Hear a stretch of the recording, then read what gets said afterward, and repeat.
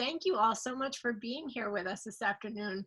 Wonderful to see some familiar faces, and we're excited. We're sad that you're not all here with us in Salisbury Cove, but we're thrilled that we're able to connect through technology and bring everyone together. So wonderful to see you. My name, for those of you that I haven't had a chance to meet, is Jerry Bowers, and I'm the Director of Development and Public Affairs here at the BioLab. And we are really excited to be celebrating this week our current and former students and other members of our visiting faculty, and just we have a pretty broad interpretation of the word alumni for MDIBL. So if you've spent time here on our campus at one point or another, then you're part of our group. And so what we want to accomplish today was really, number one, just to bring people together to connect in kind of an informal way. But we're holding this event this week in conjunction with our student symposium. So for some of you, you may recall that was kind of the culmination of the summer fellowship at MDIBL. And typically there were, it was a day-long series of presentations in the auditorium, and it was wonderful. Poster sessions. We've had 2 days of virtual poster sessions. And Dr. Haller, I know you had a chance to participate in some of those today, and I think the report was that they were pretty fantastic. Is that true? Yeah, that was great. I mean, in fact, it's different from when you just walk around and you look at all the posters, but there was a good group, and the students presented the poster, and then you have a discussion, and a very focused discussion. So you actually spend half an hour with a poster, and normally we all have to admit we don't do this. So it's a full day of poster sessions. It was quite an experience. Great. And then tomorrow, starting at 10 a.m., the students each have been tasked with giving a 3-minute thesis. So we're going to run just a concurrent group of presentations. And so if you have a few minutes, try to check some of them out, because the students this year have had a pretty, a very different experience than what a typical summer fellowship at MDIBL is like. But nonetheless, I think they've had a really productive summer. All of them were held virtual. We had 23 students total participating in our fellowship program this summer. Most of the research was computational, so looking at big data sets and making some great progress in looking at, and the projects really run the gamut, everything from regeneration aging to COVID-19 work. So it was a really productive summer, and I'm excited to hear some of the presentations tomorrow. But today what we want to do is start by having just a roundtable discussion with a variety of folks who have participated in our education and research programs over the years, and with kind of our student audience in mind, knowing that many of the recent students who've gone through our program may be thinking about future careers and trying to decide sort of what path they are going to take. So that's part of what we want to touch on a little bit today, but also I hope it can just be an informal conversation and maybe sharing some memories and all of that of MDIBL. I want to just turn things over now to Dave Dawson, who I hope many of you recognize. He was a former director of MDIBL and longtime visiting faculty member, a wonderful mentor, and part of the lab community. And he has agreed to be our moderator for this afternoon's session. So Dave, thank you so much and welcome. Thank you, Jerry. Why don't we start by having our panel members introduce themselves and maybe say who they are and where they are now, and what first attracted them to MDIBL. So why don't we start with Anastasia? Sure. Hi, everyone. My name is Anastasia Giannakis, and I first came to MDIBL in the summer of 2010, and I was invited by Dr. John Henson, who was also one of my professors in college, and I had such a great time that I actually came back a second summer with Dr. Bob Morris, but it was a great experience, and I'm really happy to be with you all today. And where are you now, Anastasia? I'm in New York City. And doing what?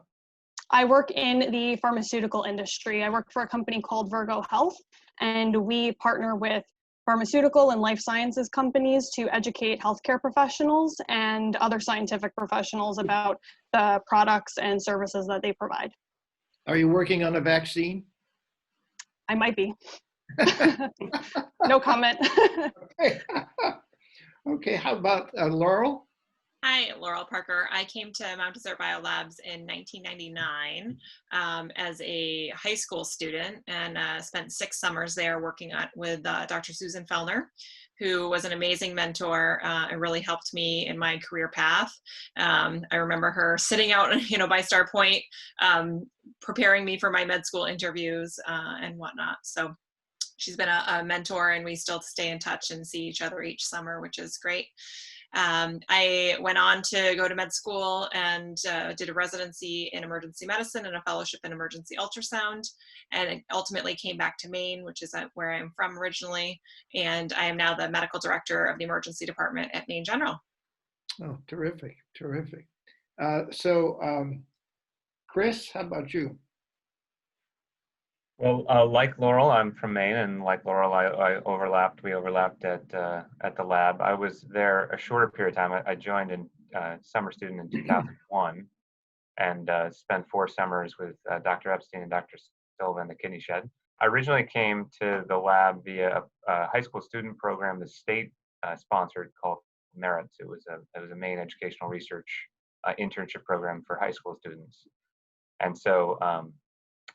Before that, I was a lifeguard at the Bangor pools, and so figured I needed to do something a little bit more academically geared, prepping for college. And I had an interest in perhaps pursuing medicine as a career. Had a great time at the lab. Ultimately, decided on a different career path. So I'm now, David, in New York City. I do research of a different type. I do financial research for refineries and midstream energy companies, gas utilities. So quite a bit different than what I was doing, in the kidney shed many summers ago. Yeah. Well, your lifeguard skills could have come in handy, I think, a few times. I think that's why they positioned me overlooking the dock every day, Right. just to make sure. Right. Very good. Yeah, we used to give a swimming test in the old days, but that sort of passed by now, I think. I heard that. I had for one summer I brought a boat down. I had a lobstering license, so had a couple traps in Frenchman's Bay, and would check out the old. There used to be rules posted down on the old dock about the swim test and what types of boats were permitted to be on the dock. And Right. I don't know if all that's still there or not, but I don't think so. Okay, Jim, how about you? Well, hi everybody. I came to MDIBL almost exactly 50 years ago this month, and that was my first year on the faculty at Yale University School of Medicine. I'm still on the faculty there. I'm Jensen professor there, and I've been a seasonal investigator here, of course, at the lab for many, many years, and the course director in the last 5 years. So I had a long history association with this wonderful place. So I'm relatively junior compared to Jim. My first time at the lab was only 41 years ago. And I came there from the University of Iowa at that time. Right now, I'm retired, and I spend a lot of time doing music and working on monetary theory, but I also teach grant writing workshops at the lab. So that's what we're doing now. So maybe we should start with, let's start with Anastasia, because her name begins with A. And tell us what is it you remember about the lab, in a sense, most vividly? Yeah, there are a few things. I think the really collaborative atmosphere really struck me. It was the type of environment where I was able to be given the autonomy to explore my own research questions and ask my colleagues or fellow lab mates that summer for advice, but at the same time, everyone really enjoyed working together and really fostered an environment that encouraged everyone to explore different avenues or learn what they wanted to. And that really factored into my future career choices when I was considering what types of environments that I also wanted to work in. And I also really enjoyed, I think something that I really learned was communication skills. As a biochemistry major in college, we're taught a lot about chemistry, biology, physics, all of these topics, but not necessarily always taught how to communicate them. And I think some of the values that were instilled during my experience at MDIBL taught me how important it is to really emphasize scientific literacy, or just making sure that whether it's members of the public or your fellow scientific colleagues, that you're in communication with each other and understanding what's going on, whether from a project management perspective or actually communicating scientific concepts and principles in a clear manner. And that was something that I hadn't really seen before until then. So those two things were things that I learned, and they've stuck with me to this day. And remind me, Anastasia, at what stage were you in your career when you came to the lab? I was an undergraduate in college, so I think it was after my sophomore and junior years in school. I see. Yeah, okay. Yeah. So early on. Yeah. Mhm. Laurel, what about you? So I remember being this young high school student from the middle of nowhere, Maine, and then thrust into this very high-tech lab and learning all these different techniques that I had never even heard of. Was really an amazing experience. And, you know, I came in with the high school program, and so we really got a great upfront education and then got thrown into our labs. And it was just amazing to take a student who knew nothing about science or scientific research or lab techniques, and to really foster that over the first summer and then continue that up until my last summer. I was basically running the entire lab and experiments, and Dr. Fellner and I would meet every afternoon, and I'd say, well, this is what I got today. This is the plan for tomorrow. And that autonomy was amazing, to be, you know, after my sophomore and junior year in college, to be able to basically run the lab was amazing. I definitely have formed some friendships. I keep in touch with several people that I started in the lab with, and they're now in medicine in Maine too, which is really nice to have had that experience and those connections. And then I think the mentorship has also been really great. And Dr. Fellner has always been very encouraging towards me, which is really nice to have someone in your corner when you're going through med school interviews and residency interviews and all that sort of stuff. So it's been wonderful. We enjoy going back every year and driving by. I tell the kids, hey, that's where mom worked when she was growing up. And, you know, it was nice to have a summer job that was really towards my career rather than just, you know, a summer job that was getting by. It was really an amazing experience, particularly in the state of Maine where I am. I would drive over every morning, and it was just a really nice experience. So was being at the lab a big factor in your choice to pursue medicine? The plan was always medicine. I'm sort of plan oriented, and once I have a plan, that's my plan. But it was definitely a huge stepping stone in my move towards my ultimate med school decision. And it definitely secured in me that I was interested in medicine, and Dr. Fellner was instrumental in that mentorship and saying, you know, this is the career that I could see. And again, was very encouraging and saying, you know, don't settle for this. This is what you want, this is what you can do. So it was definitely helpful on my path towards medicine. And Chris, what was on your mind when you applied for this, I think you said a high school program? Yeah, I'm the opposite of Laura. I was on the no plan. Really didn't know what I wanted to do. Still kind of don't. But it was a sense that I had gone to Brewer High School, and I had an interest in science. I'd taken at that point AP Biology and AP Chem, but we weren't really doing long-dated scientific experiments in class. And I think Laura maybe can attest to this. Coming from Maine, there really great education at Brewer High School, but there weren't a whole lot of other students in my class that were equally interested in science. And so that's what I found really interesting about the opportunity through the merits program. They randomly assigned me to MDIBL. So I was just really lucky in that they had made that connection for me, and that connection to Dr. Silva and Dr. Epstein. And I think what I took away were, kind of echoing the prior comments, just how passionate people were, but how different teams operated, how collaborative it was. And I had some really accomplished folks in their respective fields, but they'd get together at a picnic table at lunchtime, and it was like, all the pretense that could have been there wasn't there. And it was really welcoming, and I thought a great fertile ground for somebody like me to really explore what science had to offer, and both as a as a passion and as a career. So that was my biggest takeaway. Yeah, we used to say that it's pretty hard to be intimidated by someone if they're wearing short pants. So, Yeah. Jim, how about you? You were just starting your junior faculty position. So what took you to MDIBL? Well, I was just starting my interest in the mechanisms of bioformation, which of course became my career, still is. And I was looking for a species that would have a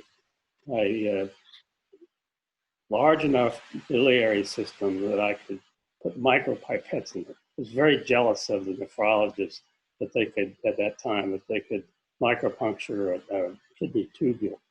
And so that's the scientific reason that I came here. But the value, I just would say the value of, it was such an exciting place to be, even though I was here just for 1 month that time. Later came back for most of the season for all these many years. But as others have stressed, this informal interaction here, particularly as a junior faculty member, I learned more about physiology here. I learned more approaches that I later adapted to the biliary system here than I did at Yale, which, as you know, David, had a world-class physiology department. And I interacted with them, with Gerhard Giebisch, who was a wonderful man, recently died at the age of 92, I think he was, and who you know well.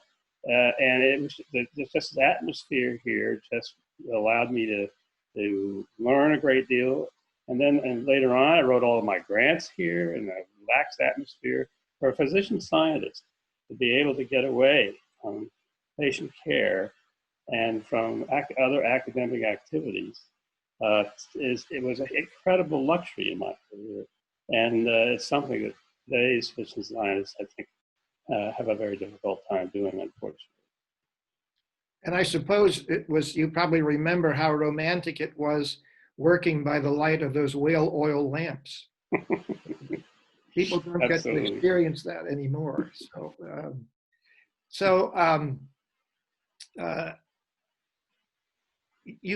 Was there any particular person involved in bringing you to the lab, or was it just a decision you made yourself?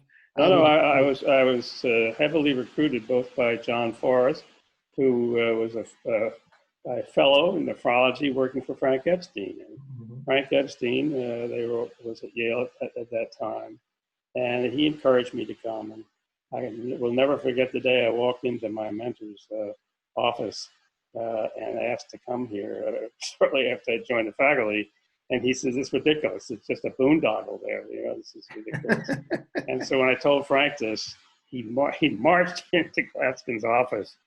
Dr. Klatskin was the name of my mentor, and said it's very important that he come up there. Well, he got thrown, and we both got thrown out of the office. That's why I came up in August, because Klatskin was on vacation that month. That's terrific. Frank was a great mentor and a great leader here, as you know, and was very much responsible for sustaining my career. Yeah.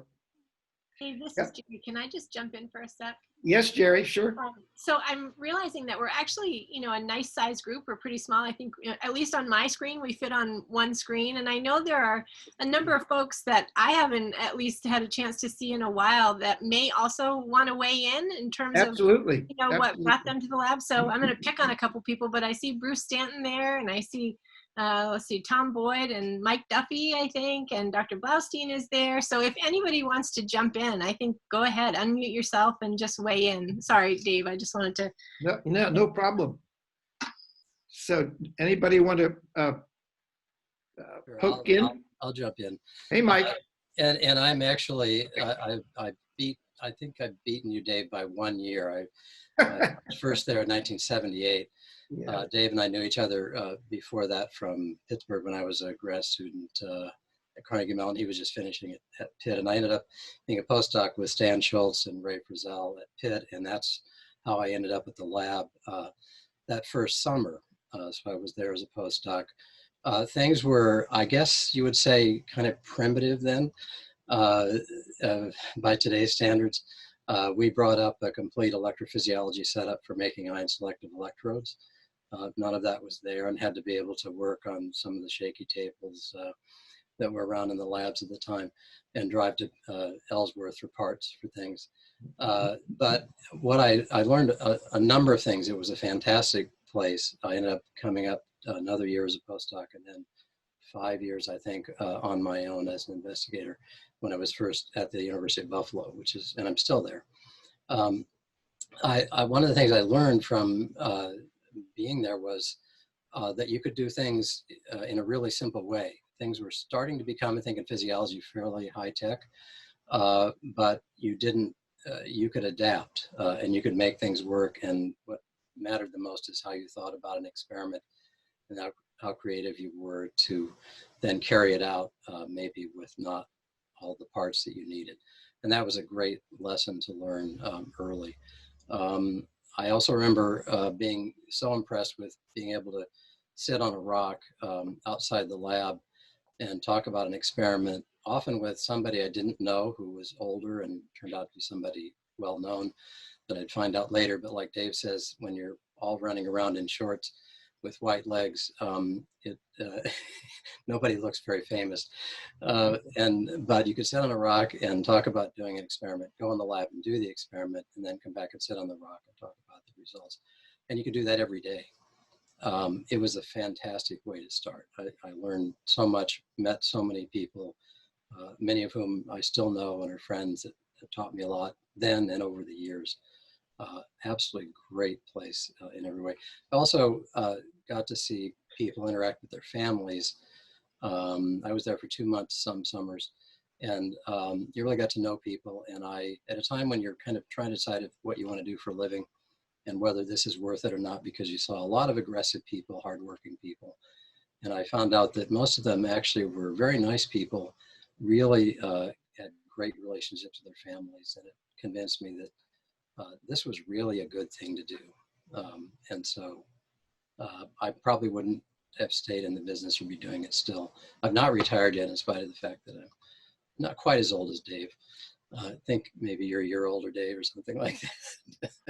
So still at it because I love it. And I learned really to love it there. So. You remind me of something, Mike, is that one of my wonderful memories of the lab is when you were trying to put together an experiment and you were missing something. The typical strategy would just be to walk around the lab and stop in every lab and say, do you have one of these? Or do you have 6 of these? Or do you have a little of this or that? And that's one of the ways we got to know each other. It was very, very pleasant.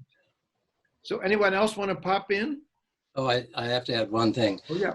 I was I guess not all that young when I came there, but Jan and I were married in Salisbury Cove at the season in 1982. And so there are many, many reasons why that place is really ingrained in me and never go away. So anyone else want to pop in from the crowd? We're now I can comment. This is Tom. Hi, Tom. Hey.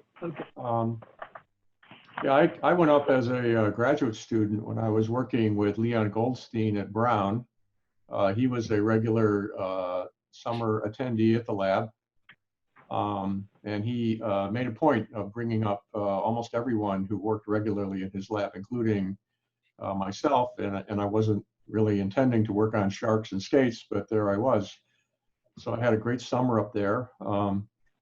It was very informative for me because I came from the Midwest and I went to school in Upper New York State, and I did not have a lot of time on the ocean. And I remember looking at the tides at MDIBL, and I said, hey, these are really interesting. The water goes up and down. You know, somebody should actually study this and, you know, write down when they go up and write down when they go down. That would be very helpful.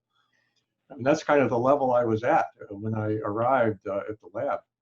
So, you know, I had nowhere to go but up, and the lab did a lot of that for me. It was a great experience. We worked next door to the Forster lab. Ray Forster was there. And he was very helpful and a great mentor to us. So we had a great time, and I always remember that. I eventually did a postdoc, got my PhD, did a postdoc, and then I went into the pharmaceutical industry. You know, Anastasia might have a similar type of career path there to what I did. But I've always come back to the lab as like my point of departure for when things started to get real, you know, and I started to deal with tides and things like that. Well, you know, Newton worked on tides, so has a pretty good history. That's very good company to be in. Right. Thank So you. anyone else want to jump in? Yeah. Can I, thought I unmuted myself. I hear something, but I don't see anything. Okay.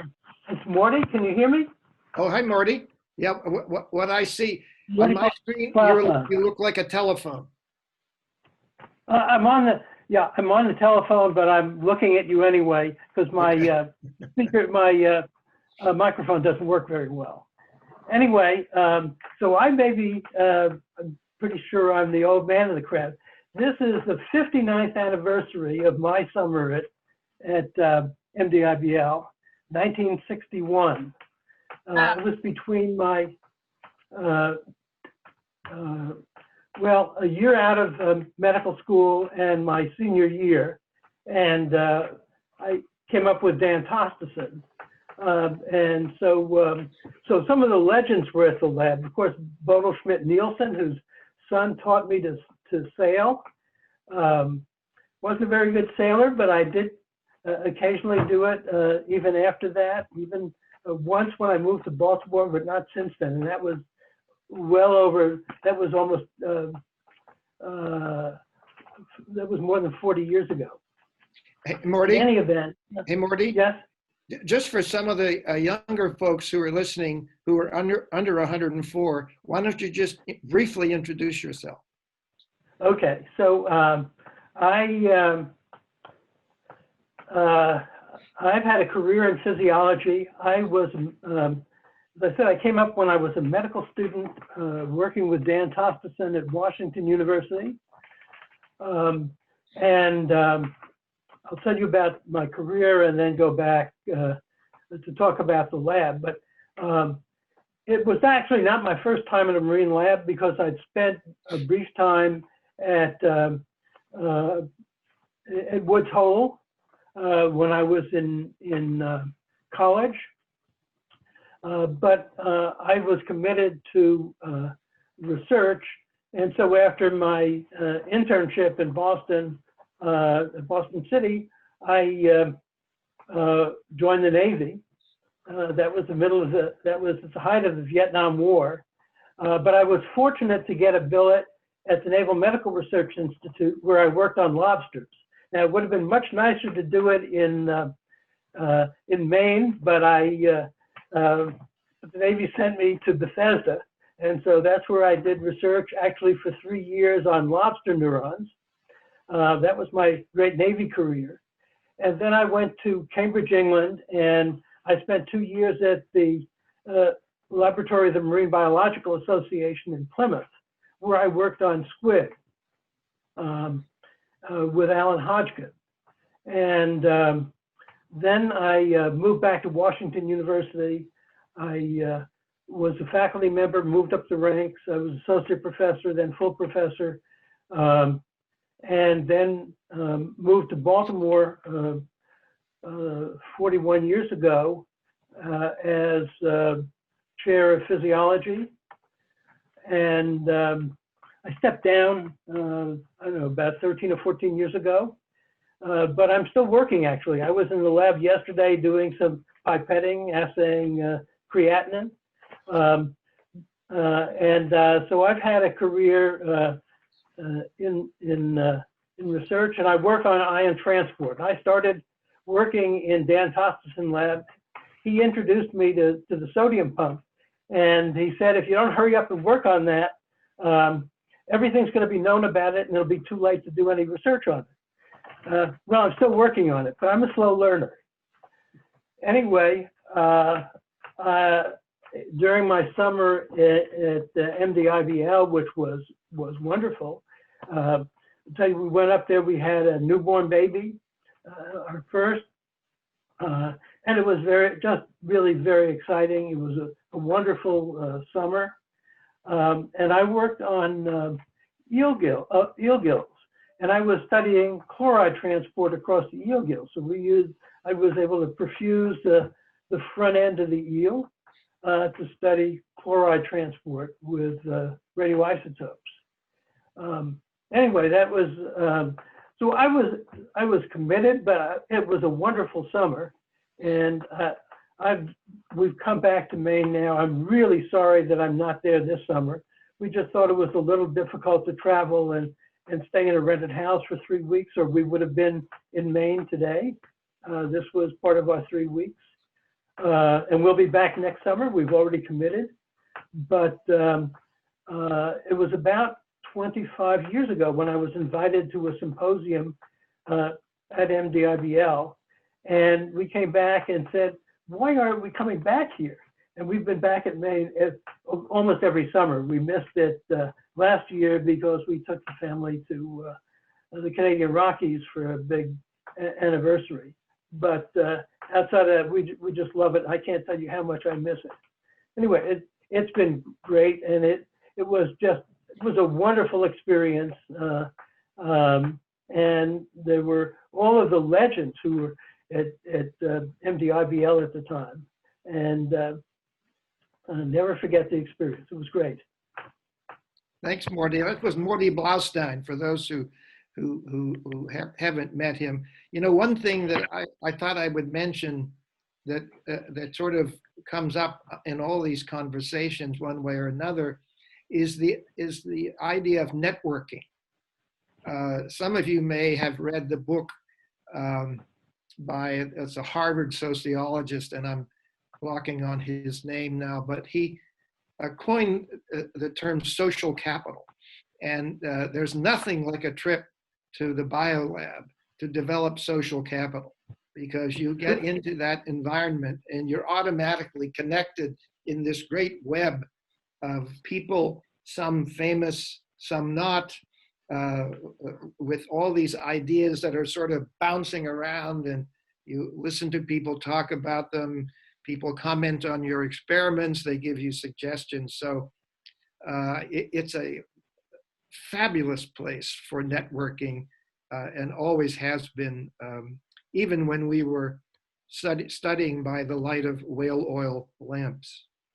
So anyone else want to pop in on that? I think David Evans is out there somewhere. David, are you around? Well, maybe not. You woke me up. I was lying on the couch listening to you. See, now I'm on the back porch. We came up in the summer of 1978, invited by Leon Goldstein. I did not work with him, but we worked very closely on similar sort of research, and we've been here ever since. Since we retired in 07, we've come up every summer for about 5 months now. So I really closed my lab in 2010, wrote a book about the lab for the next 5 years, which in fact, my iPad is sitting on that book because it's the only book thick enough to raise the iPad up high enough. But everything everybody said about the laboratory is true. It's a fantastic, it was and is a fantastic place to coordinate with people, do great research, meet famous people like Dave Dawson and Jim Boyer. Anyway, it was just, always hold up the book, David. No, that's all right. I don't need to do that. It's too heavy. David is our historian, and David, why don't you just, if you had to pick one thing in your book, which is in length is second only in my experience to the Gutenberg Bible, what would it be that you would pick out of your book as the most significant or interesting thing that you wrote about? Oh, that's really hard. And I should have thought about this, but I really haven't.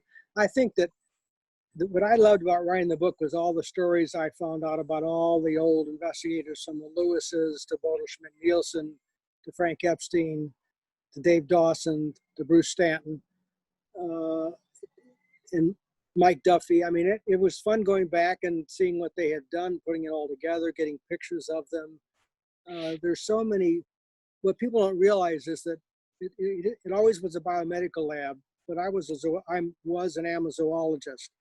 And a lot of us, half the people up here, were really marine biologists. It was a famous marine lab. I knew about Homer Smith because he had worked on fishes in the 1930s. That's how I found out about this laboratory.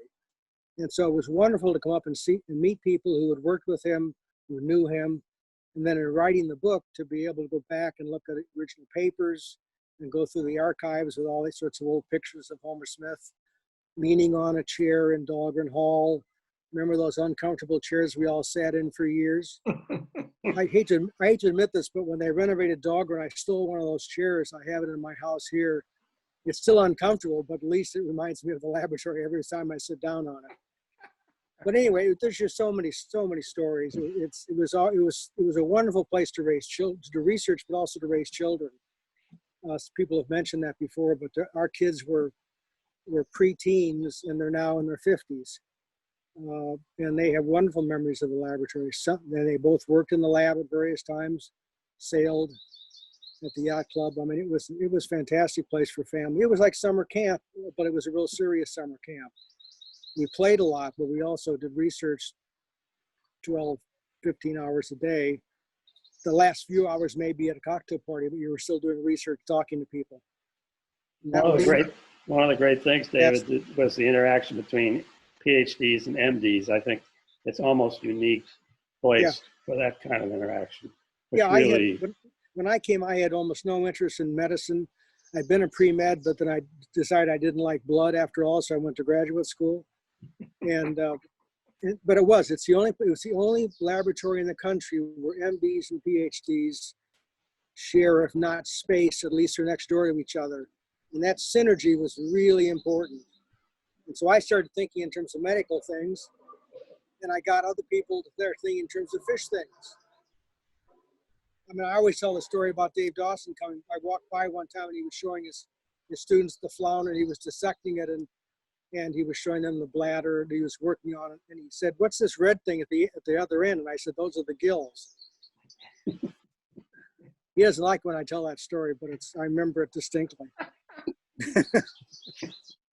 Well, you mentioned and several of you people have mentioned the family aspect. And one of the funny things I remember is that we used to say that a lot of the kids in these families would kind of roam around together during the day. And the only question that on anybody's mind was where they would end up at dinner time. Because then you'd have to feed them all. So and what time they would get home at night. Yeah, right. Yeah. Nobody's mentioned the mail shed yet. I think we lost something when we lost the mail shed, which was out in the middle of the campus, and people had to pick up their mail. They had to go out of their labs into the mailbox, and an awful lot of exchange of information took place informally there. I have some pieces of the laboratory here at the cottage, which I sequestered and kept, but I couldn't. The mail shed was too big to take. So, Chris, let me ask you. Since you are now obviously in a profession that, as far as I can tell, does not directly involve salt water or gills or intestines. So what have you taken from the lab that you bring into the work you do now? Well, part of what was hit on earlier, I think, was this approachability element that the lab had, that you could be sitting next to somebody who should be maybe revered, but you don't know to revere them, and so you just can have a normal human conversation with them. That was hugely helpful to me, David, both in college, recognizing that my professors were just people. I'd interface with people equal in stature to them at MDIBL, and it was like that interaction that I could levy going forward. And I'm that way too when I speak to corporate executives of companies that I cover. So that is one that's not a science-based takeaway from the lab, but it's something that I took away from that experience long ago and applied it both in college and in my working life, that people are people. And I think if you just remember that and treat them that way, and it can foster dialogue and get to places that maybe if you allow a gradient in the exchange to take place, you don't get as far. And so that's one thing. I think just the other aspect is just creative thinking. The fact, Allison Fundis talked about this yesterday, but the ebbs and flows of a career that, in science, it's maybe more stark than it is in non-science fields, but things can happen by accident. You might make no progress at all for a long time. Answers are elusive, and then all of a sudden they show up. So that's also something that I took away from the scientific process, that even though I'm not engaged in it on a daily basis now, I still take to heart in what I do. Well, I've often told this to younger people who say that they become unnerved when they're in front of people of authority. And I say, well, just imagine them in short pants, and that will make you feel a little bit more relaxed. You're a little obsessed with the short pants element to the lab. Yeah, right. Well, I tried to get David to title his book Science in Short Pants, but he refused to do that. So anybody else out there want to jump into this?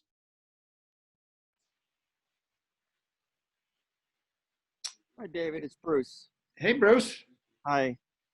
Thanks, David, for including me in the old guard. I appreciate it. But just a point of fact, I've only been at the lab for 20 years. Oh my! I'm actually a youngster. So, like many of the folks who've already spoken, I was interested in ion transport. That's basically why I went and trained at Yale with Gerhard Giebisch. And, Jim used to come to Gerhard's office, and he was always very kind and supportive. That always impressed me a lot. I was a basically nobody graduate student, and Jim was always, you should come to the lab, John Forrest, and many other transport people recommended that I come to the lab for the summer, and of course Dave Dawson as well. And so just based on the interest in ion transport in general, so I've been coming for 20 years, and I teach a bunch of courses in the lab, one unfortunately in January, which is an experience, but the others in the summer. And now I have a grant here with Jane Disney on a high school data science project, which is a lot of fun and very gratifying. It's fun to work with Jane. Well, we should probably say something about the evolution of education at the lab. Jane, maybe you want to just pop in and say something about that. Well, I think the education program had a long history before I got involved. Clearly, a lot of research training going on here. One person training another, whether they were graduate students or postdocs, but it seems like there was a lot of peer-to-peer training that would go on here as well. But geez, the lab had an REU program that was a couple decades old before I stepped in as education director in 2015, and had a wonderful record of training students and a diversity of students. And I actually have been challenged to try to keep that program going and match the work that had been done in the earlier decades in terms of bringing in diverse student populations and providing them with training opportunities. One thing I have seen grow over all these years is the courses and conferences. How many you used to have, but I stepped in at about 30. And just the MD training, the pre-doctoral, post-doctoral training in medicine. We have like 4 or 5 or 6 medical courses at this point. Yale and Pitt would bring their students here, and Beth Israel, and I just it's just really big, and I feel like almost, equal in energy here to the research program, the number of people that get educated in all kinds of areas. And it's continuing to grow and evolve in that we have this year-round faculty now, and they are growing, and we have this emphasis in using all these different kinds of animal models, move away from the marine animals for the most part. And so there's a lot of training that goes on here on how to use the animal models, and more of the courses these days are focusing on aging and regeneration and technologies that are needed in these fields, and looking at the interface between these fields. So I think we're growing in the stature of our education programs, as at the same time we're growing in the stature of our research program. It seems like the young scientists that have come in here all have an education bent. They're excellent mentors, and they all have taken students, both RU students, Embry students, high school students. We're in the middle of a student symposium right now.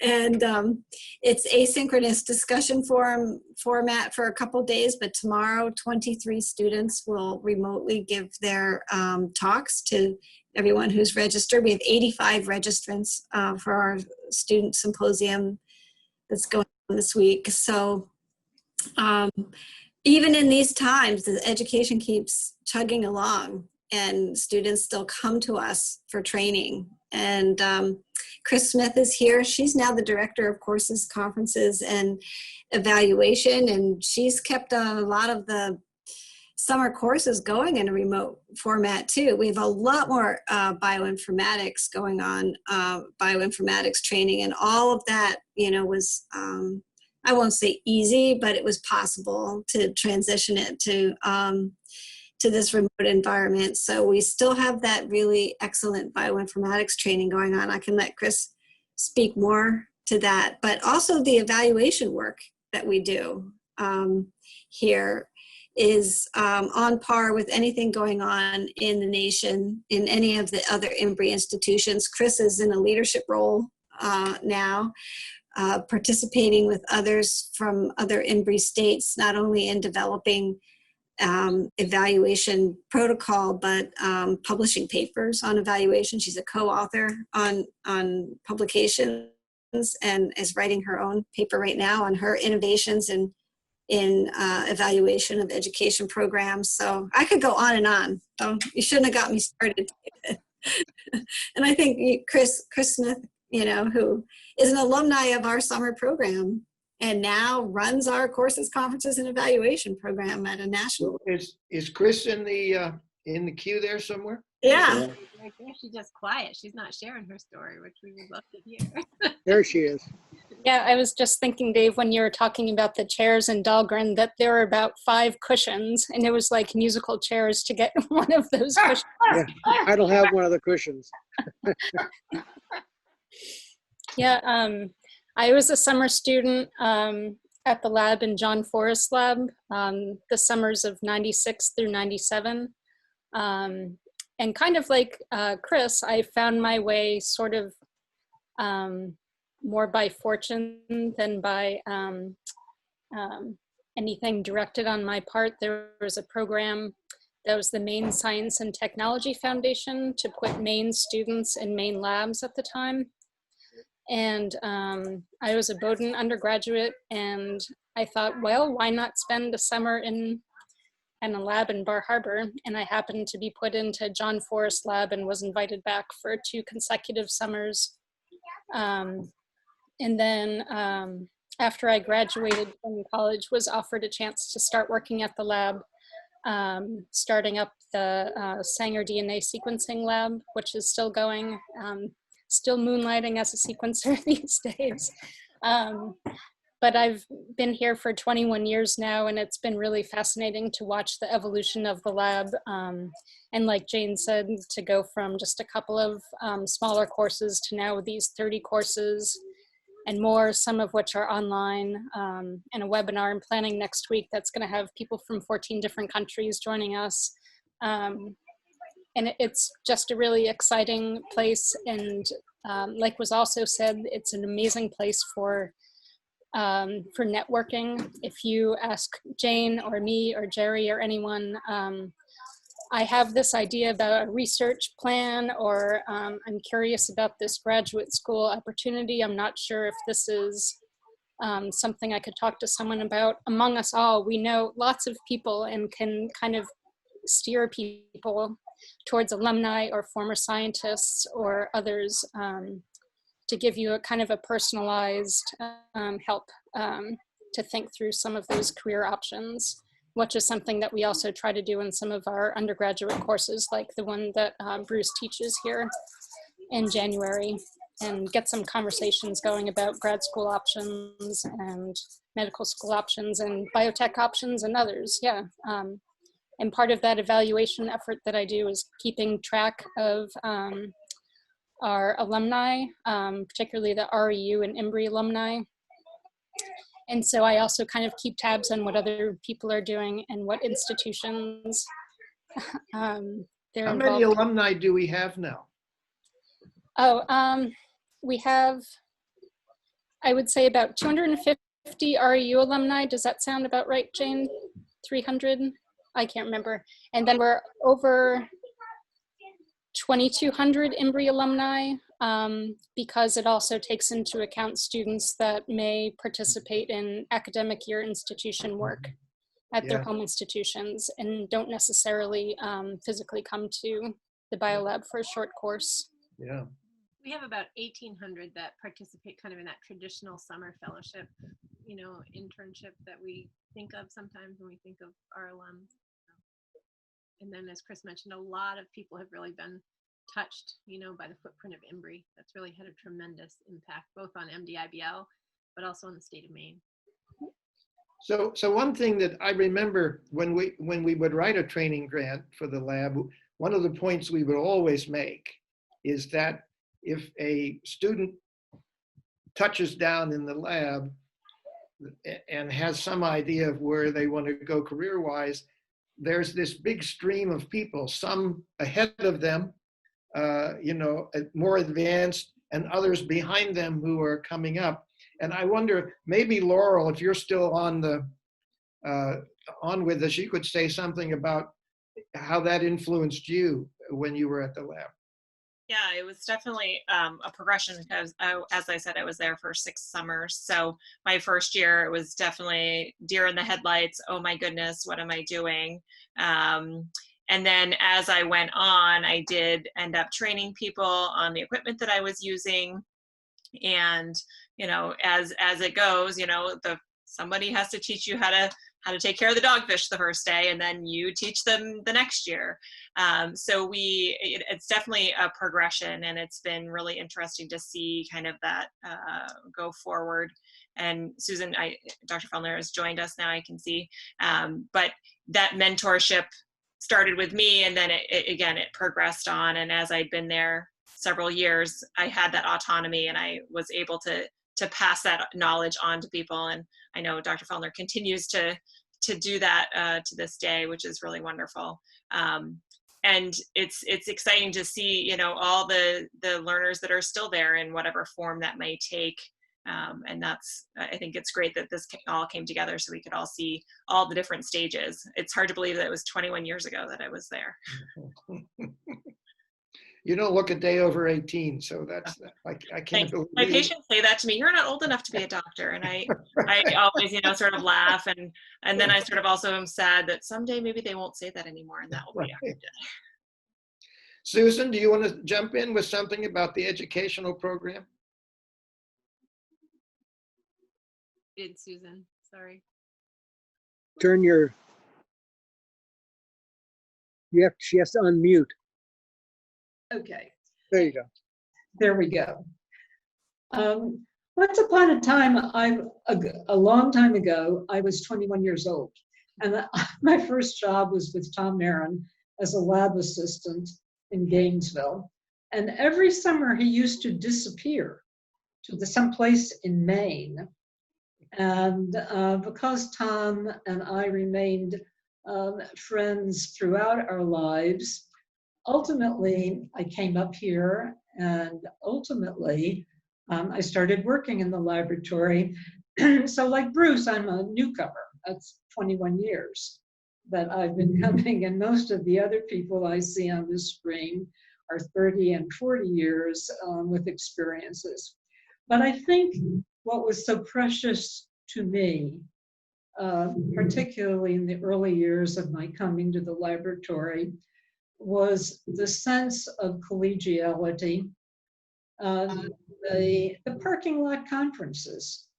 If I didn't know something, I could stop somebody and ask.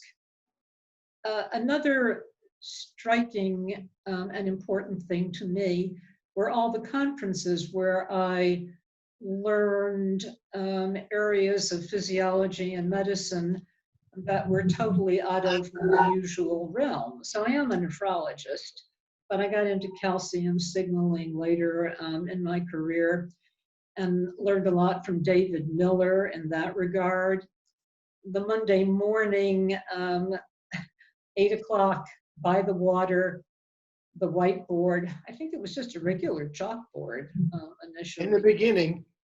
In the beginning, and the brown bags, and all of the various seminars and the interaction with people who, whether or not they wore short pants, the girls didn't wear short pants, but there weren't too many of us, were always so willing to share knowledge, share their experiences of how to do things.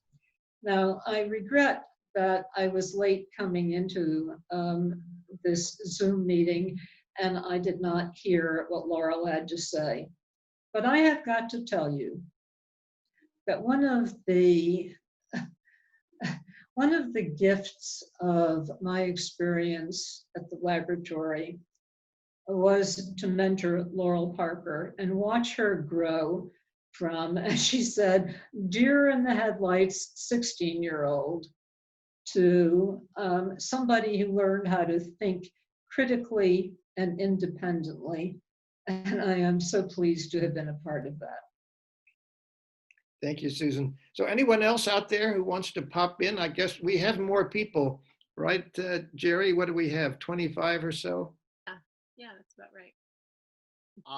I think I should add something. I've heard now a lot. I'm also a newcomer. I first came to the lab as a summer researcher in 1998.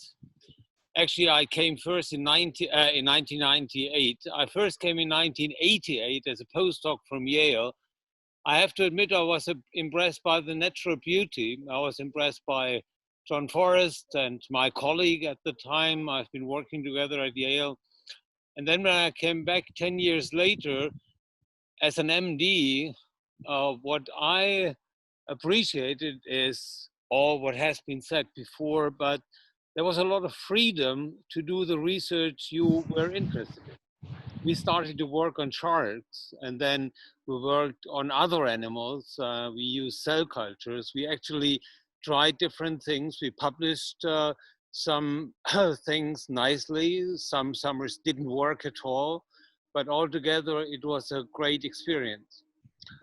When I listen to all these stories, the challenge is now really to combine the future, which was wonderful, and the past, which we just heard about.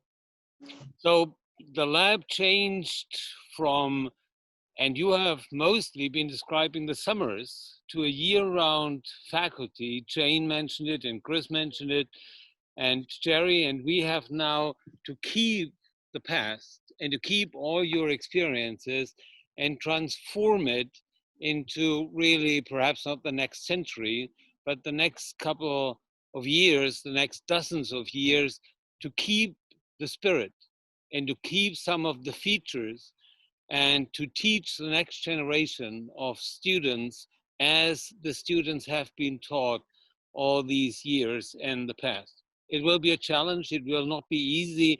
It will be different, but it's a lot of fun at the same time. Herman, that reminds me, and I want to make sure Jerry hears this. That reminds me of the worst development slogan I ever heard. And this was when I was at the University of Iowa many years ago. And they were just starting a vigorous development organization. They were celebrating some anniversary, I'm not sure.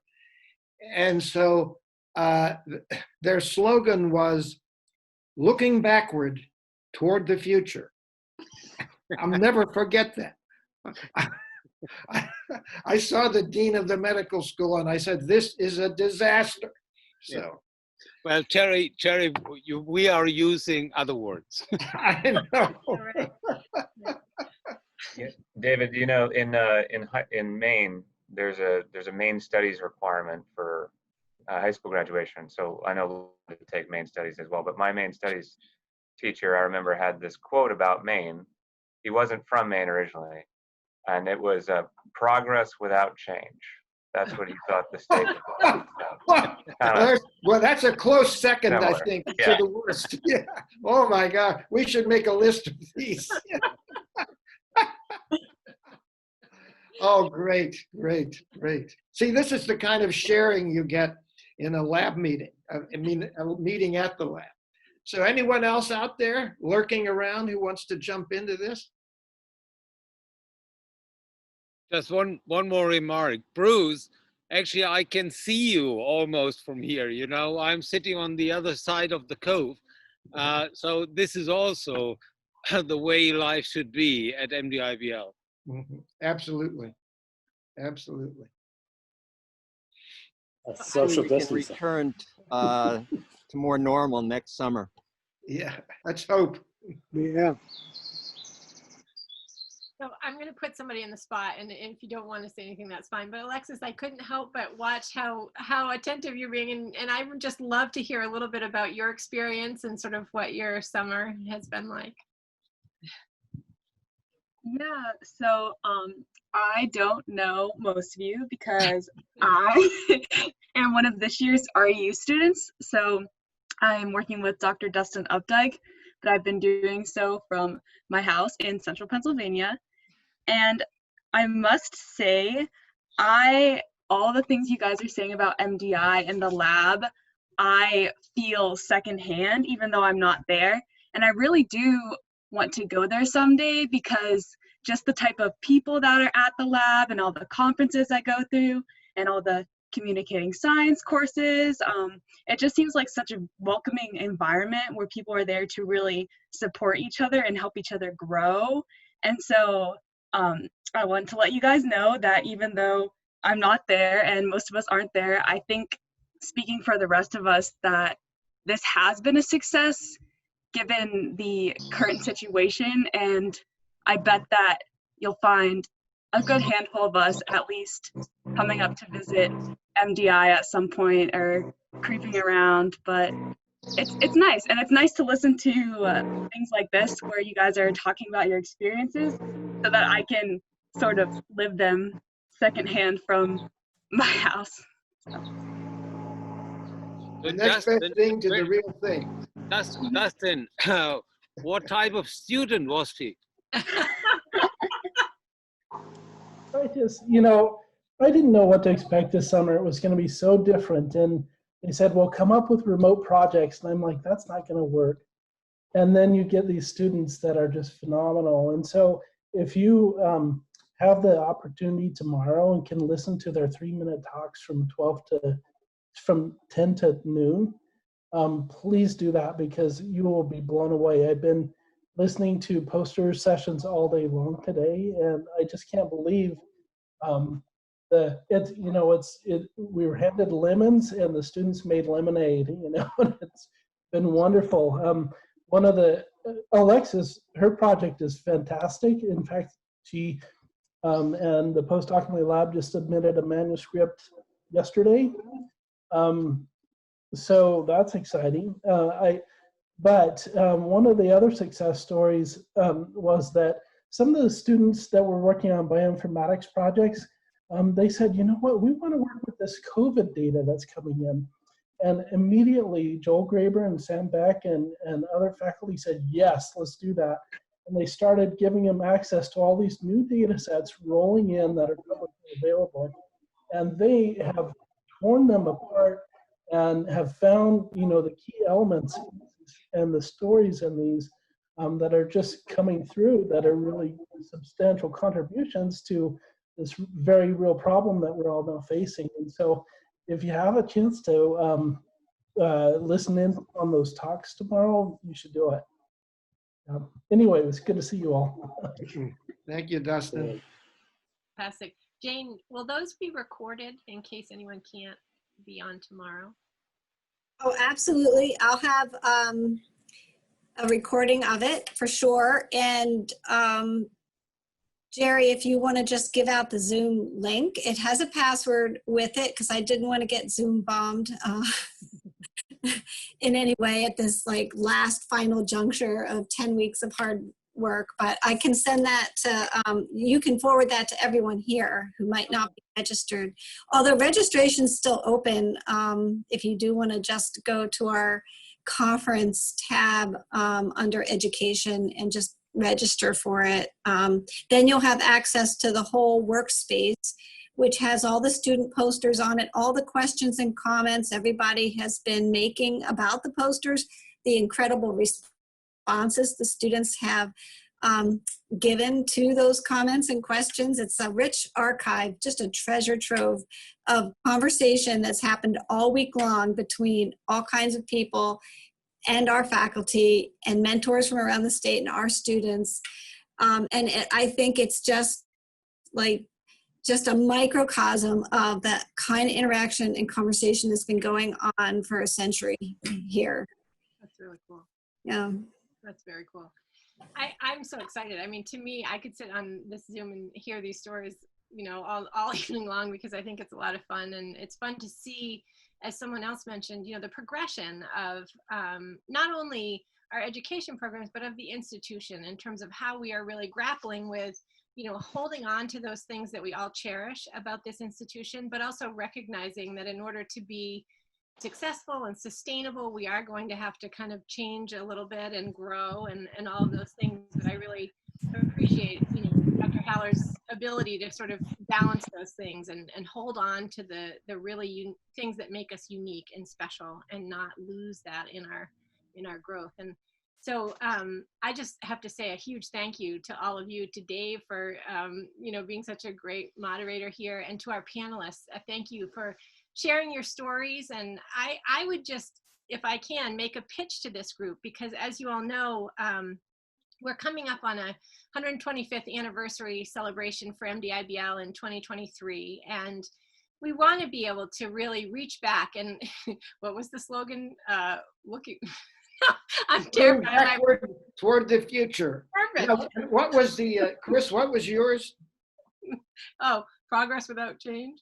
Oh yeah, progress without change. Oh my God.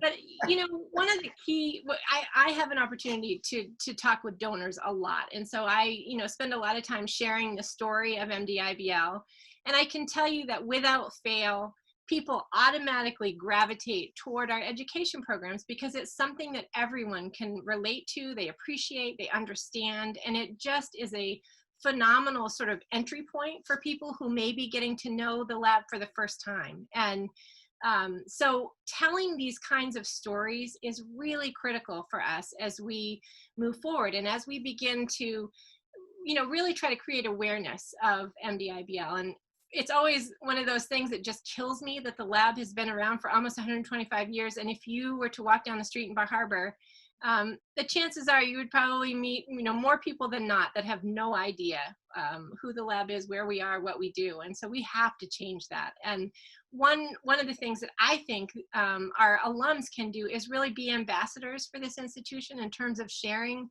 the story of the lab and kind of who we are, what our history is, but even more importantly, where we're headed and some of the exciting things that we have underway. So I would just encourage you all to start maybe by tuning into some of these student stories tomorrow, because I think you're going to get a great snippet of some of the exciting research that's underway here at the lab now. And we would love to sort of count on this group as being a bit of a sounding board for us as we go forward in terms of finding that right balance, making sure that we're communicating with folks in an appropriate way. Are you hearing from us often enough? Are you hearing about the things that you really want to hear about?